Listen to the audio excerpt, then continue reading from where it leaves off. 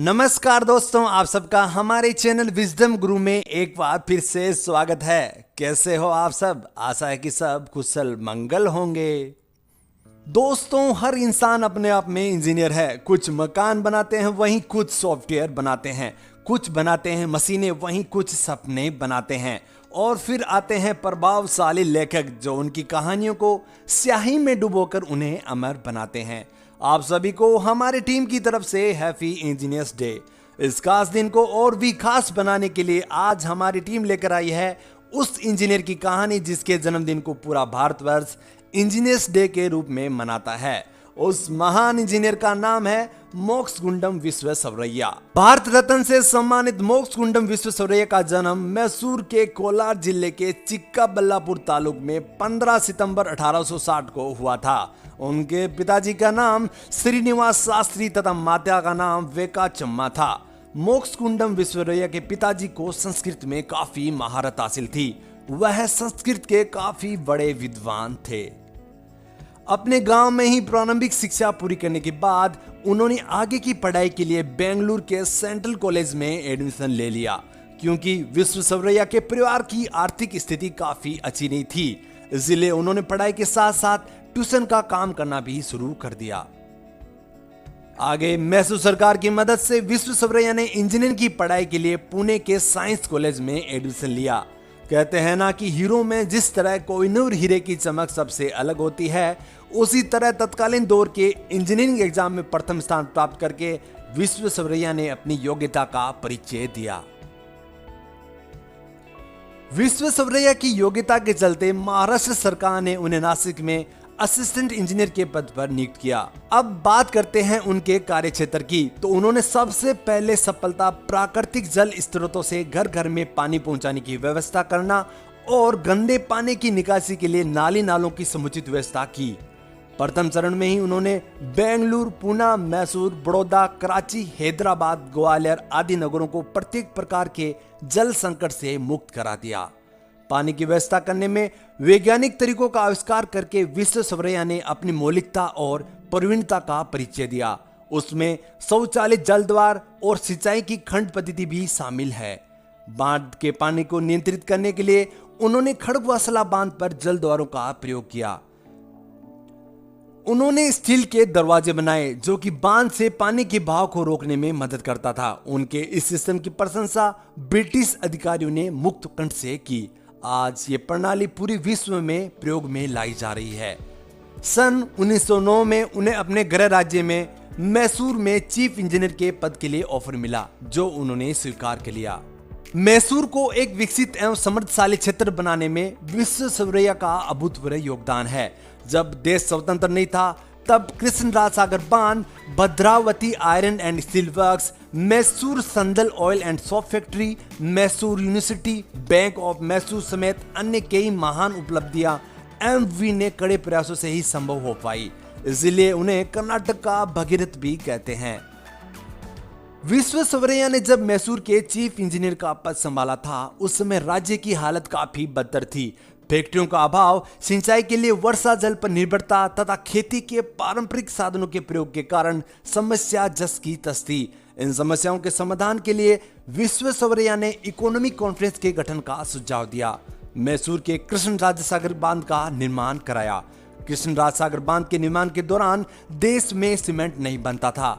इसके लिए उस समय के इंजीनियरों ने मोर्टार तैयार किया जो सीमेंट से काफी ज्यादा मजबूत था। सन 1912 में विश्वेश्वरैया को मैसूर के महाराजा ने दीवान यानी मुख्यमंत्री का पद दिया। विश्वेश्वरैया शिक्षा की महत्ता को भली भांति समझते थे। लोगों की गरीबी व कठिनाइयों का मुख्य कारण वह अशिक्षा को मानते थे। उन्होंने अपने कार्यकाल में मैसूर राज्य में स्कूलों की संख्या को 4500 से बढ़ाकर 10,500 कर दिया। वह उद्योगों को देश की जान मानते थे, इसीलिए उन्होंने पहले से मौजूद उद्योगों जैसे सिल्क, संदल, मेटल, स्टील आदि को जापान व इटली के विशेषज्ञों की मदद से और अधिक विकसित किया। धन की जरूरत को पूरा करने के लिए उन्होंने बैंक ऑफ मैसूर खुलवाया। अन्य उपलब्धियों की बात करें तो उन्होंने उड़ीसा की नदियों की बाढ़ की समस्या से निजात पाने के लिए उन्होंने एक खास रिपोर्ट पेश की। इसी रिपोर्ट के आधार पर हीराकुंड तथा अन्य कई बांधों का निर्माण हुआ। विश्वेश्वरैया अपनी जवाबदारी शैली के लिए काफी प्रसिद्ध थे। उनका रेल वाला किस्सा आज भी काफी प्रसिद्ध है। यह उस समय की बात है जब भारत में अंग्रेजों का शासन था। खचाखच भरी एक रेलगाड़ी चली जा रही थी। यात्रियों में अधिकतर अंग्रेज थे। एक डिब्बे में एक भारतीय मुसाफिर गंभीर मुद्रा में बैठा था। सांवले रंग और मझले कद का वह यात्री साधारण वेशभूषा में था, इसलिए वहां बैठे अंग्रेज उसे मूर्ख और अनपढ़ समझ रहे थे और उसका मजाक उड़ा रहे थे। पर वह व्यक्ति किसी की बात पर ध्यान नहीं दे रहा था। अचानक उस व्यक्ति ने उठकर गाड़ी की जंजीर खींच दी। तेज रफ्तार में दौड़ती वह गाड़ी तत्काल रुक गई। सभी यात्री उसे भला बुरा कहने लगे। थोड़ी देर में गार्ड भी आ गया और उसने पूछा, जंजीर किसने खींची है? उस व्यक्ति ने उत्तर दिया, मैंने खींची है। कारण पूछने पर उसने बताया, मेरा अनुमान है कि यहां से लगभग 1 फुर्लॉन्ग की दूरी पर रेल की पटरी उखड़ चुकी है। गार्ड ने पूछा, आपको कैसे पता चला? वह बोला, श्रीमान, मैंने अनुभव किया कि गाड़ी की स्वाभाविक गति में अंतर आ गया है। पटरी से गूंजने वाली आवाज की गति से मुझे खतरे का आभास हो रहा है। गार्ड उस व्यक्ति को साथ लेकर जब कुछ दूरी पर पहुंचा तो यह देखकर दंग रह गया कि वास्तव में एक जगह से रेल की पटरी के जोड़ खुले हुए हैं और सब नट बोल्ट अलग बिखरे पड़े हैं। दूसरे यात्री भी वहां पर आ पहुंचे। जब लोगों को पता चला कि उस व्यक्ति की सूझबूझ के कारण उनकी जान बच गई है तो वह सब उनकी प्रशंसा करने लगे। गार्ड ने आखिर में पूछा कि आप हैं कौन? उस व्यक्ति ने कहा, मैं एक इंजीनियर हूं और मेरा नाम है डॉक्टर एम विश्वेश्वरैया। नाम सुनकर सब सतबद्ध रह गए। दरअसल उस समय तक देश में डॉक्टर विश्वेश्वरैया की ख्याति फैल चुकी थी। लोग उनसे क्षमा मांगने लगे। डॉक्टर विश्वेश्वरैया का उत्तर था, आप सबने मुझे जो कुछ भी कहा होगा मुझे तो बिल्कुल भी याद नहीं है।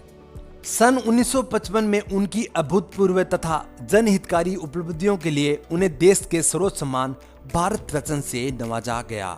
भारत रत्न से सम्मानित डॉक्टर मोक्षगुंडम विश्वेश्वरैया ने 100 वर्ष से अधिक की आयु पाई और अंत तक सक्रिय जीवन व्यतीत किया। एक बार एक व्यक्ति ने उनसे पूछा, आपके चीर यौवन का रहस्य क्या है? डॉक्टर विश्वेश्वरैया ने उत्तर दिया, जब बुढ़ापा मेरा दरवाजा खटखटाता है तो मैं भीतर से जवाब देता हूं कि विश्वेश्वरैया घर पर नहीं है और वह निराश होकर लौट जाता है। बुढ़ापा से मेरी मुलाकात ही नहीं हो पाती तो वह मुझ पर हावी कैसे हो सके? जब वह 100 वर्ष के हुए तो भारत सरकार ने डाक टिकट जारी करके उनके सम्मान को और बढ़ाया। 101 वर्ष की दीर्घायु में 14 अप्रैल 1962 को उनका स्वर्गवास हो गया। तो ऐसे थे हमारे महान इंजीनियर मोक्षगुंडम विश्वेश्वरैया। ऐसी महान शख्सियत को मेरा नमन। तो दोस्तों, इसी के साथ ही आज का ये हमारा वीडियो कंप्लीट होता है। अगर आपको हमारी वीडियोस पसंद आ रहे हैं तो प्लीज चैनल को ज्यादा से ज्यादा लाइक कीजिए, शेयर कीजिए और सब्सक्राइब कीजिए। साथ में बेल आइकॉन बटन पे क्लिक कर दीजिए ताकि आने वाले वीडियो की नोटिफिकेशन आपको मिलती रहे। तब तक के लिए जय हिंद, जय भारत।